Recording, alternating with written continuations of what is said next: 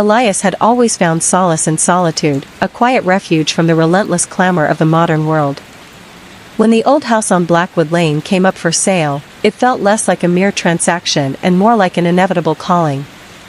Nestled deep within a forgotten pocket of ancient, gnarled woods, it was a grand, imposing Victorian-era structure. Its dark timber siding, once a rich mahogany, had weathered over decades to a near black, absorbing the perpetual twilight of the surrounding forest. The gables, sharp and angular, cut stark silhouettes against the perpetually overcast sky, like the teeth of some slumbering beast. The real estate agent, a nervous woman with perpetually darting eyes, had been visibly uncomfortable during the viewing, her voice a low, hurried murmur as she listed its quirks: the extreme isolation, the complete absence of cell service, and the vague, unsettling eccentricities of the previous owner, who, she vaguely hinted, had simply vanished. But Elias saw only peace in her warnings. He craved the profound stillness, the kind of deep quiet that only a place truly removed from the world, utterly untouched by its hurried pulse, could offer. The very air here seemed thicker, heavier, carrying the rich, earthy scent of damp soil, decaying leaves, and ancient pine needles, a deep, almost intoxicating perfume that promised undisturbed nights and an escape from the superficiality of his former life. The rumbling engine of the moving van had faded into the distance hours ago, its sound dissolving into the vast, enveloping silence like a forgotten dream. Now, only the wind sighed through the towering pines, a sound like distant, hushed voices engaged in an eternal, secret conversation. Inside, the house was a cavern of echoes, each of his careful footsteps on the bare, polished floorboards resonating with an almost supernatural clarity.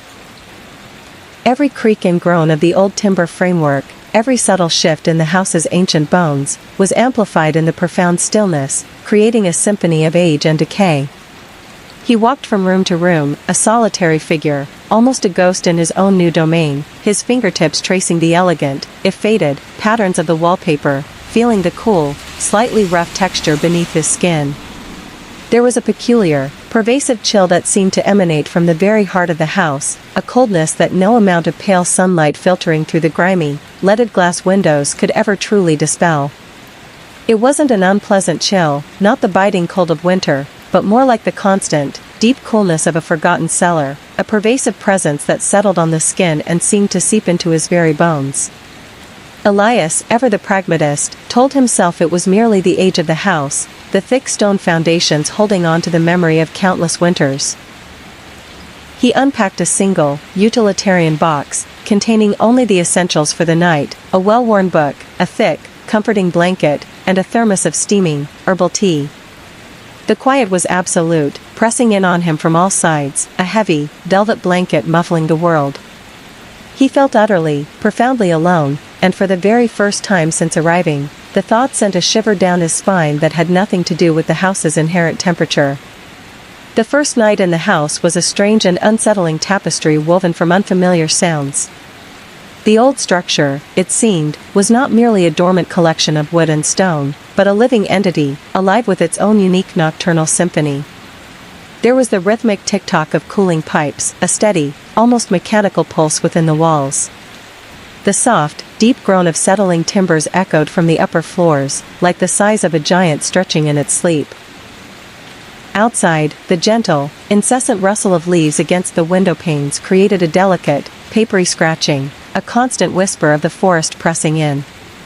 Elias, accustomed to the ceaseless, underlying hum of city life, the distant sirens, the muffled traffic, the murmur of countless human lives, found the sheer volume of this profound silence almost deafening, punctuated only by these organic, almost intimate noises. He lay perfectly still in the vast, empty bedroom, the moonlight painting stark, skeletal patterns on the bare floorboards, listening intently to the house's breath.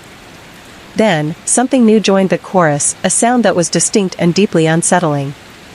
A faint, almost imperceptible scratching, like tiny, delicate claws on wood, seemed to emanate directly from behind the wall near his headboard. His initial, rational thought was mice, a common and expected companion in any old home.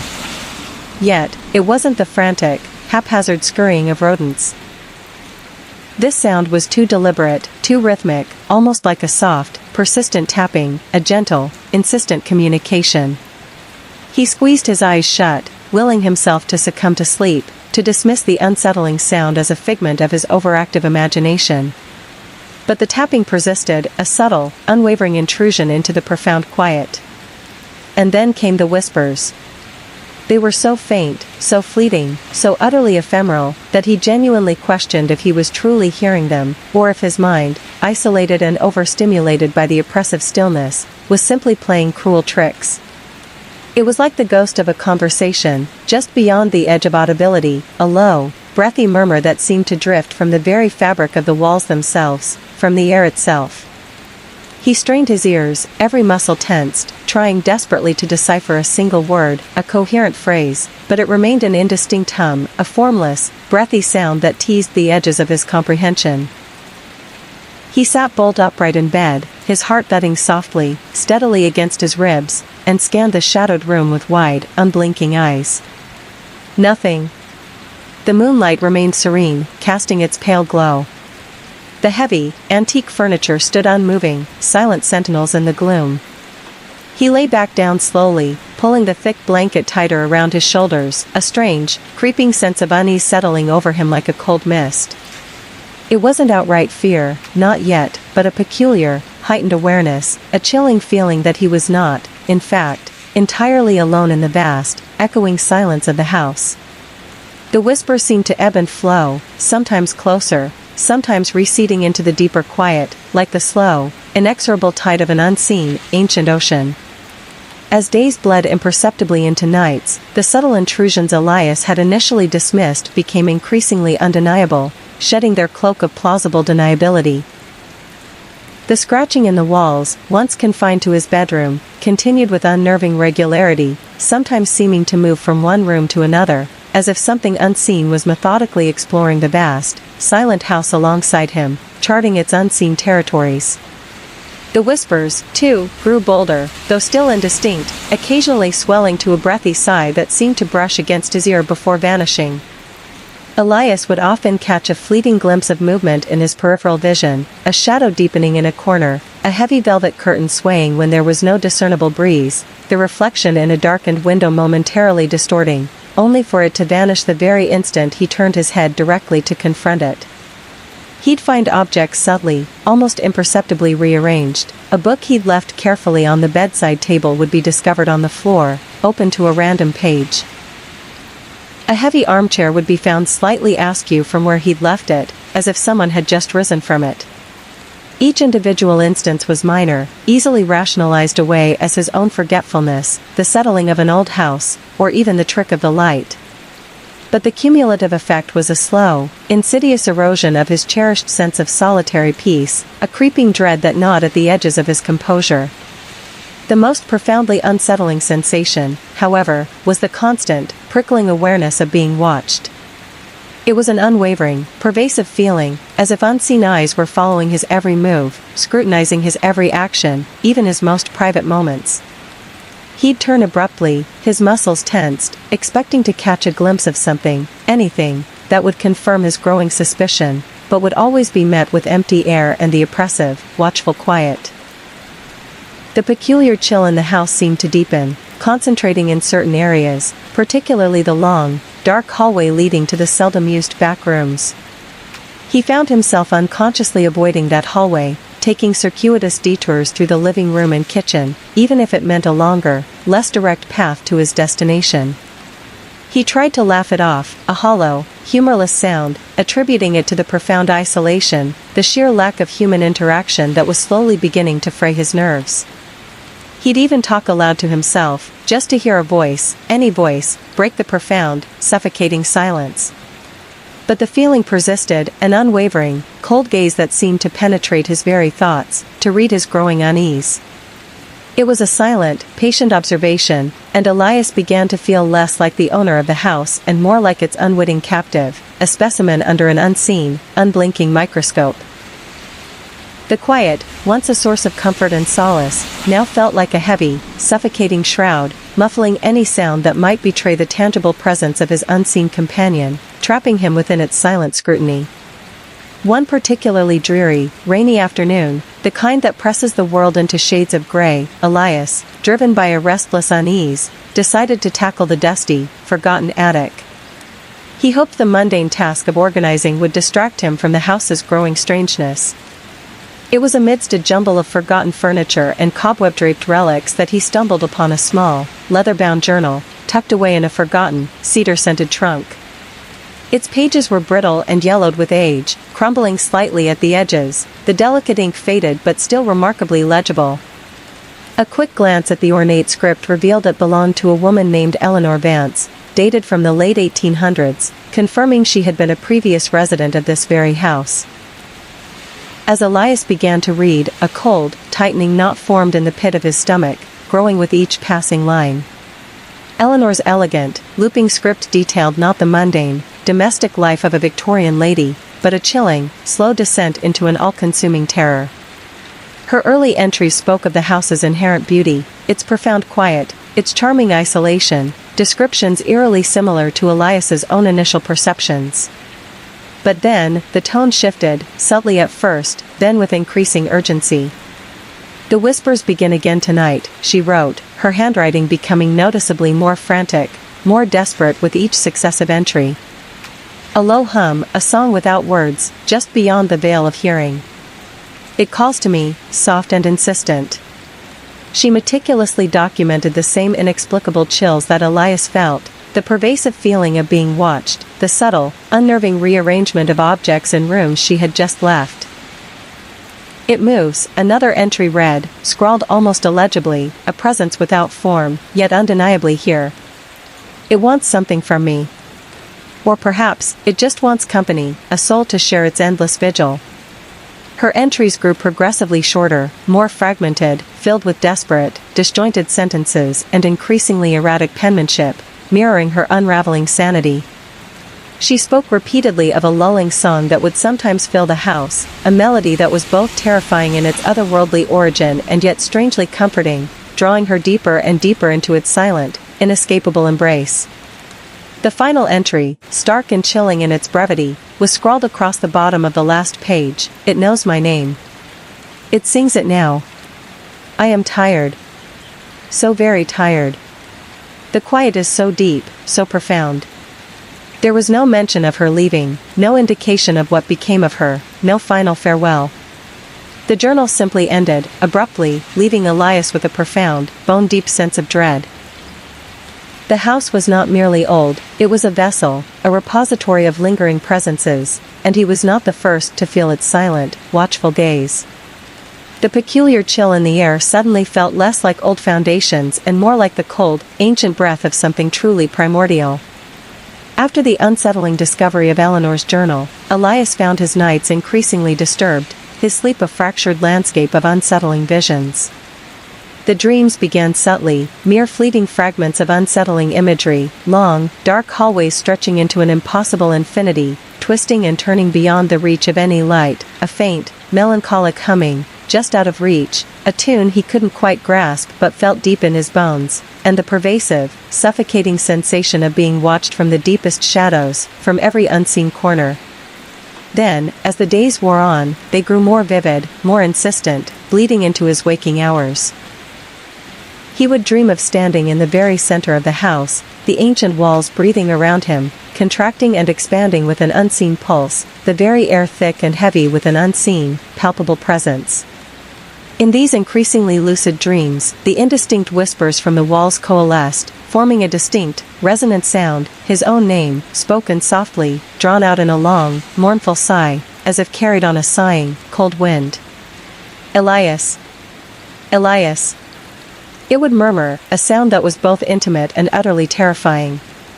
He would wake with a sharp gasp, his heart hammering against his ribs, the phantom sound of his name still echoing in his ears, the oppressive quiet of the house pressing in on him like a physical weight.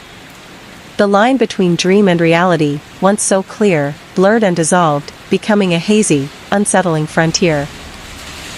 During the day, he would catch the faint, elusive echo of the lullaby Eleanor had described in her journal, a low, wordless hum that seemed to weave itself seamlessly into the very fabric of the silence, becoming an intrinsic part of the house's atmosphere. It was a haunting melody, ancient and mournful, yet possessing a strange, undeniable beauty that pulled at something deep within him. It seemed to emanate from everywhere and nowhere at once, a pervasive thrum that vibrated through the floorboards and into his very bones. He tried to rationalize it, attributing it to the wind whistling through a loose pane, or the creaks and groans of the old house settling, but the melody was too distinct, too deliberate, too undeniably a song. It was a tune meant specifically for him, a siren call drawing him deeper into the house's secrets, into its silent embrace. He found himself inexplicably drawn to the long, dark hallway he had previously avoided, a strange, almost magnetic compulsion pulling him towards its shadowed depths. The air there was noticeably colder, denser, and the lullaby seemed strongest, a soft, insistent thrum that resonated in his very bones, a promise of something profound. He felt a profound weariness settling over him, not the exhaustion of fear, but a deep, bone-deep tiredness, an almost irresistible urge to simply lie down and let the house's strange, beautiful song wash over him, to surrender completely to the quiet, cold embrace it offered. The fear was still there, a dull, persistent ache in his chest, a cold knot in his stomach, but it was slowly, inexorably, being eclipsed by a strange, almost hypnotic pull, a desire to simply cease resisting. The lullaby, once a faint, elusive echo, now seemed to guide Elias with an almost tangible force. Its mournful melody was strongest at the very end of the long, dark hallway, where a small, unassuming door stood almost flush with the wall, practically swallowed by the shadows. It was conspicuously unlike any other door in the house, lacking the ornate carvings, the polished brass hardware, or the imposing size of the others. This one was plain, made of heavy, dark, unvarnished wood, and secured with a massive, rusted iron padlock. The metal was ancient, fused to the wood by years, perhaps centuries, of neglect, its surface pitted and corroded, and the keyhole was choked with thick cobwebs and layers of undisturbed dust, giving it the appearance of a forgotten tomb. A profound, almost suffocating sense of dread emanated from it, a palpable weight in the air that made the fine hairs on Elias's arms stand on end, prickling his skin with an icy awareness.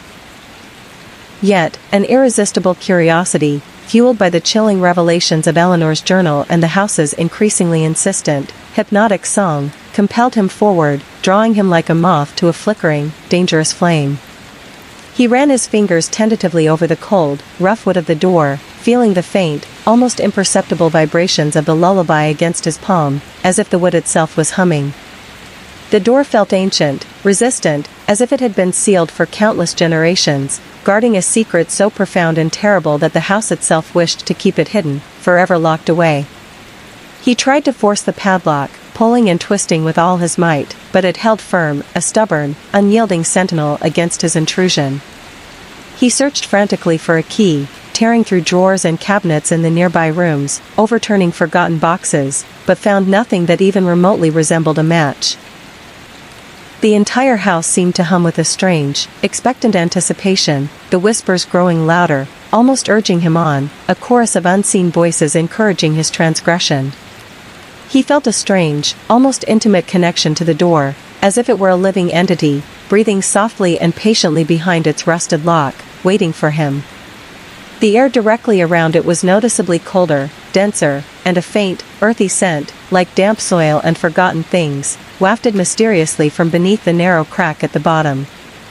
He knew, with a chilling, undeniable certainty that settled deep in his bones, that whatever lay beyond that door was the very heart of the house's unsettling presence, the true source of its pervasive whispers and its melancholic, siren-like song. And despite the growing fear, a part of him felt an undeniable, magnetic pull, a yearning to uncover the truth, to finally understand the quiet, insidious horror that had slowly, inexorably, taken root in his new, isolated home.